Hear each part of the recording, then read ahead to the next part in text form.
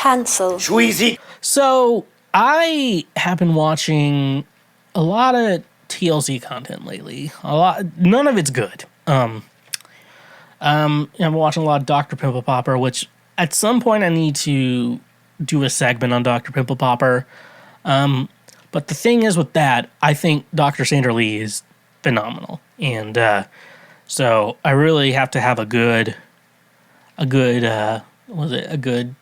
topic to talk about, because that show is very much like a really good dermatologist surgeon removes like incredibly insane things from people's bodies. But it's like the people she'll remove things from, they'll have like weird shit or whatever. But I've been watching a lot of My 600 Pound Life because I've discovered My 600 Pound Life, Where Are They Now? Which I don't know how it took me so long to figure that out. And it's like all these people I followed from the original show, they're like, we didn't stop filming them. We just did a year's worth of content. And then the rest of the content we filmed them for, until most of them probably died, is going to be on this show. Until once we get a good end cap to it, we will release it on this show. And so I've been watching My 600 Pound Life, and there's a lot of things going on here. One is that you have a cameraman filming all these shower scenes, and I have to imagine, I don't know who. Okay, so I'm not educated on who is going in. Who is behind the camera? So who's filming?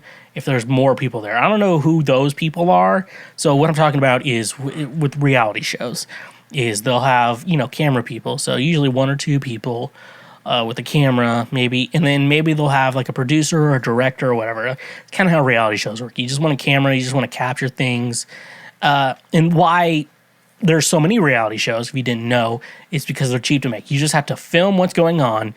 And then you can just edit, and then in post-production and editing, you can edit everything in and make good content out of that. Like, if you want to make something more dramatic, you have B-roll of like the family just sitting there, just being quiet, waiting patiently, and you put music in the suspenseful thing.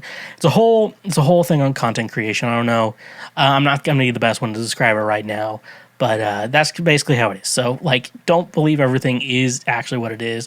Like, the editors and the filming people, for especially My 600 Pound Life, this TLC show, probably the worst people who have ever existed. Like, I'm not a great person. I've done really shitty things.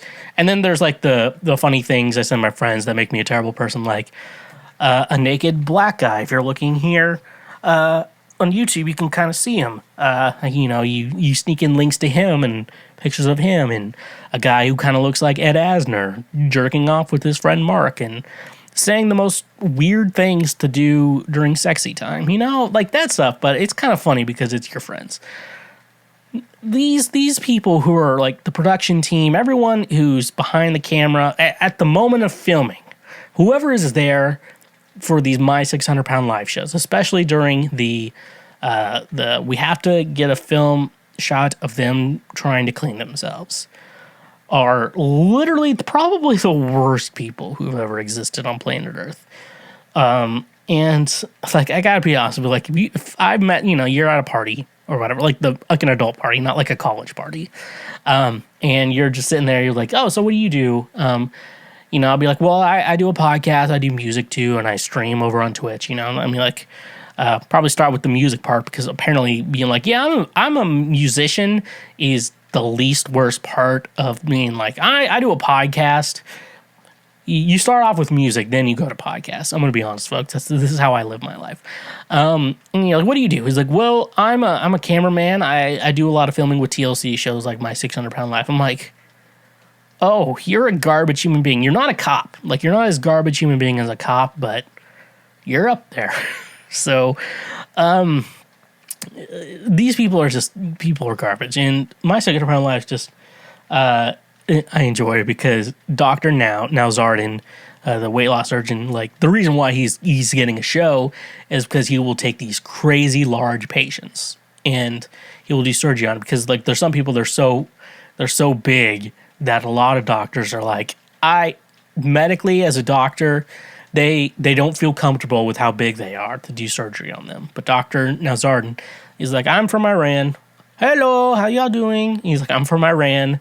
It's like, I'm assuming he's a full citizen of the United States, but he's from Iran. So we got to bring him. He's a small Iranian man, which I assume he has a lot of nose hairs. I haven't looked up there, but I assume he has a lot of nose hairs.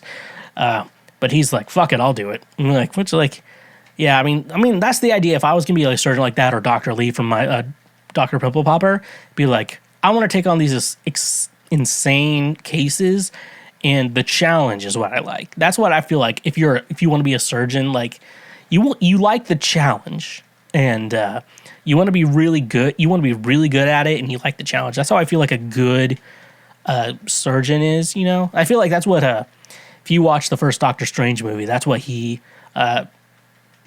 Stephen Strange really liked to do. He liked to do these crazy surgeries, and he really liked to look into and see if, like, make sure he would be successful at it. And like this crazy thing is like, I could do that. And so like, I remember the beginning of Doctor Strange, like he like removes a bullet from someone's brain. He's like, well, they're going to be fine. Obviously in recovery, but they're going to be fine.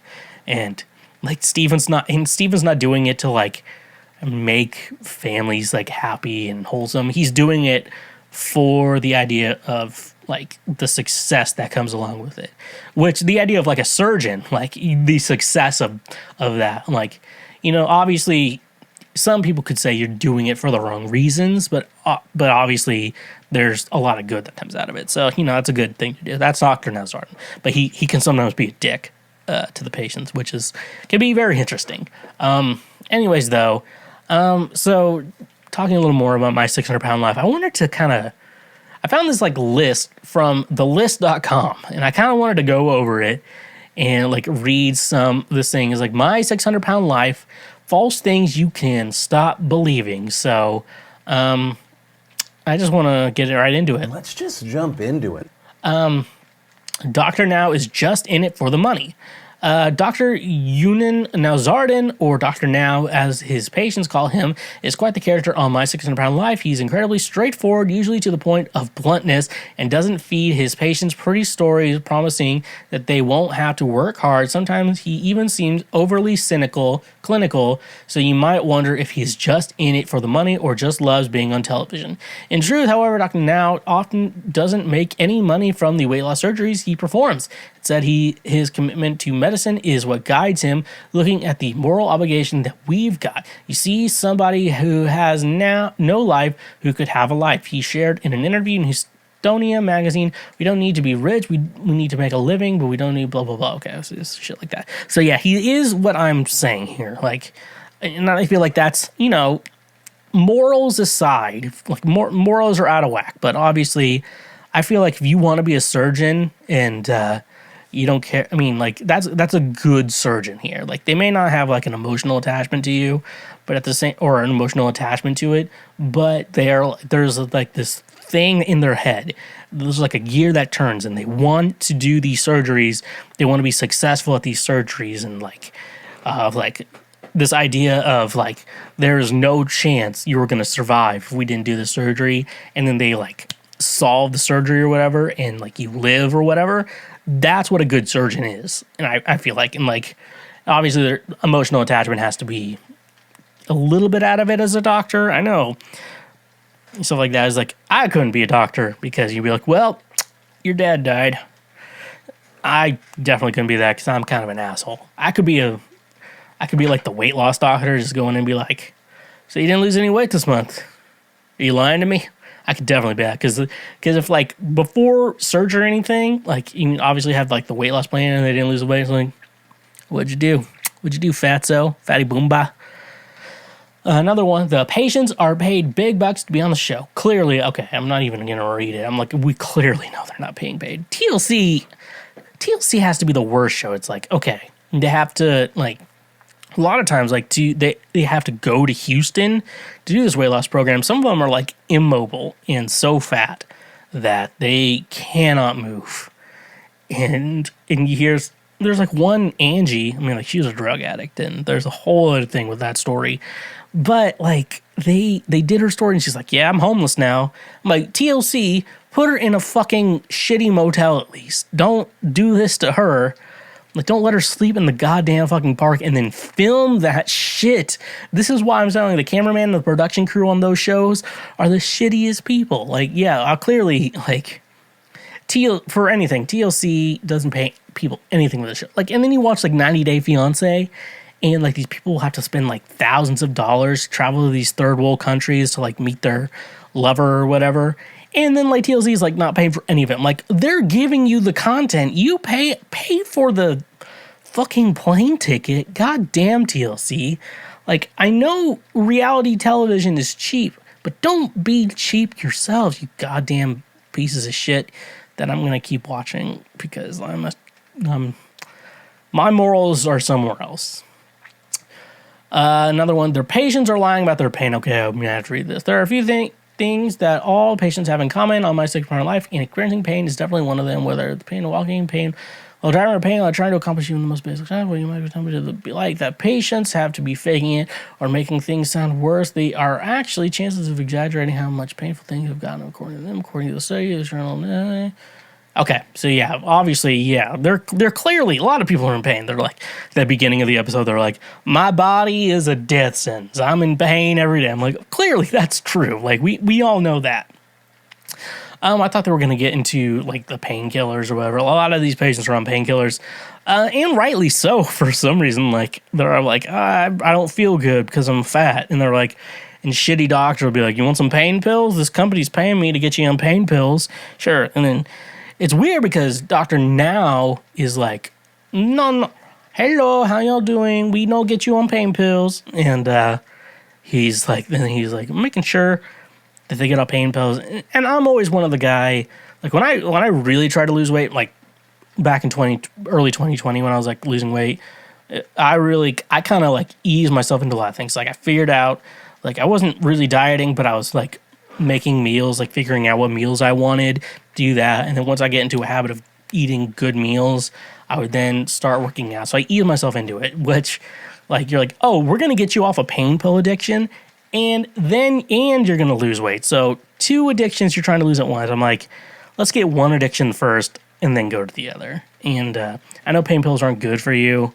And these people are fucking like popping in. And then they have to go to the hospital because they couldn't find a good dealer.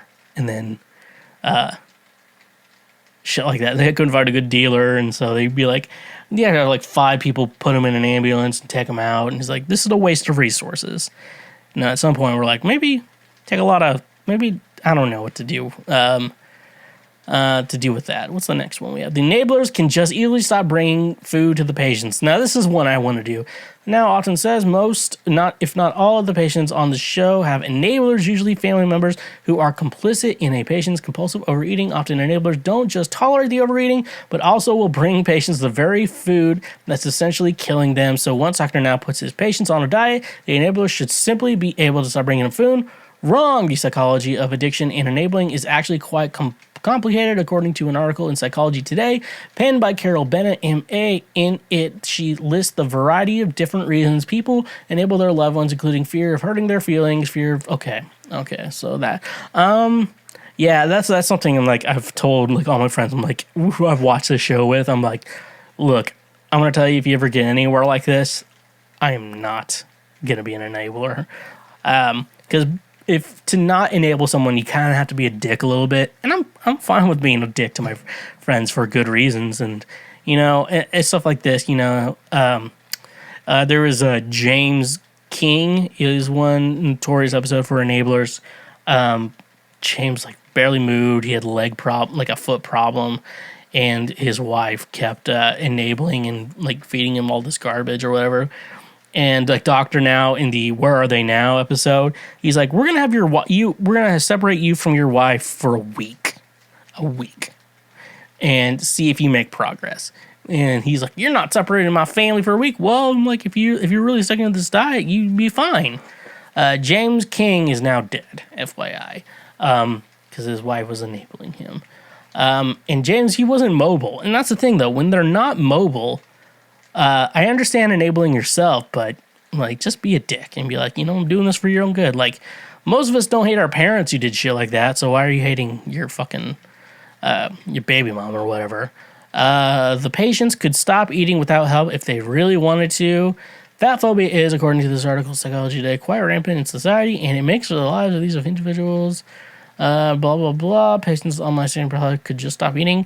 Long-time viewers of the show all know how hard it can be for patients to make changes they need to make to lose weight. For one, many people with a binge eating disorder have tried for years to control it without success, according to the Cleveland Clinic.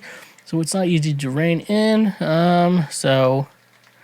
Yeah, so basically that's just discipline. Discipline is hard. And to be honest with you, basically what I realized, when you see people who are super ripped and in shape, those people are kind of boring because they never have fun. And, and it's for me, dating, it's like I want someone skinnier than me, but I also want someone, but I don't mind if they're, they got that thickness to them like I do. It's kind of like I want someone who will motivate me to try to be in better shape, but also we can binge and we can get cheeseburgers and shit like that, like the good stuff. Fans love the shower scene. I'm not going to read that. I can obviously tell you we don't love the shower scene. We don't need that. The cameramen are shitty people. We already discussed that. Doctor Now isn't that good of a doctor. I already know he's actually a pretty good doctor. Like, you don't know that, like, he's the actual patients, because I have a friend, she got I think she got weight loss surgery. I know a couple other people who got weight loss surgery as well. They were mobile and very fine when they got they kind of, honestly, they could have lived normal lives, not gotten the surgery, but they more or less got the surgery for their health, which is a very good thing. I'm not shaming any of them for getting that. But these patients are immobile. These are the extreme cases. This show is the extreme cases. And that's what the patient's doctor now is taking, because he's one of very few doctors who will actually take these patients. So he is a pretty good doctor, to be honest with you. I think, and I do notice this a lot of times, that sometimes when people who speak English as a second language come across as less intelligent to someone who speaks English as normally. And so I feel like that's something you kind of got to understand. Like Dr. Now, you think he sounds dumb because he has an accent, but not. I think that's something you really got to understand. Just because someone's foreign and speaks with an accent does not mean they're dumb. Weight loss surgery is a quick fix? Nope, it's not. So basically all weight loss surgery does is it makes your stomach smaller, and then it just makes you eat less. You still kind of have to stick into, really the best way to lose weight. You gotta eat less calories. You gotta burn more calories than you consume. That's how weight loss works. And weight loss surgery doesn't really help. It helps a little bit, but it's not going to be the fix. It's hard for patients to find romantic relationships. If you're a woman, there's always a guy who wants to fuck you, and yeah, there's always someone out there who wants to fuck you. You're a fetish to someone. That's life advice. Childhood trauma can't make the patient eat that much. Yeah, it does. We all cope in our own ways. The patients have to know how big they are. I'm pretty sure they know how big they are. Everyone has a follow-up episode. Not if they die. Being obese isn't genetic at all. Yeah, there's obese. There's genetics involved with that. I think there's you meet people who are bigger, but they're not out of shape. They just have extra body fat or whatever. The show is just like The Biggest Loser. I have a friend who's on The Biggest Loser. This is definitely not like The Biggest Loser. Biggest Loser was competition based. This isn't a competition. Anyways, how I end this. TLC has terrible people working there, and they're taking advantage of trash people. That's it. Hey, you just finished one of the many, many highlights from Cancel Schweezy. We got plenty more on the channel, so make sure you hit that subscribe button, and if you like what you just watched, go ahead and smash that like button as well. Go subscribe for more so we can teach you how to be a better human in our world. So, yeah, stay awesome.